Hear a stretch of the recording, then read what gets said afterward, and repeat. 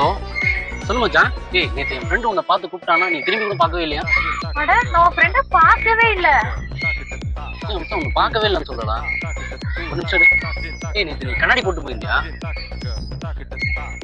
ஆமாண்டா, நேத்து கண்ணாடியை மறந்து வீட்லயே விட்டுட்டு போயிட்டு ஆஃபீஸ்க்கு. கண்ணாடி போடலாம் தெரியாது.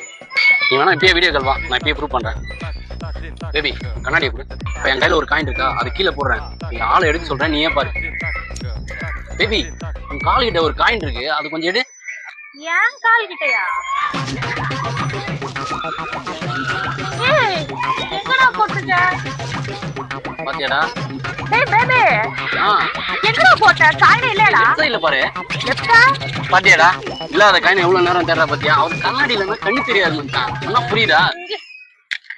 புண்ணியம் தேடி காசிக்கு போவார் இங்கு நம் நாட்டினிலே இந்த காசி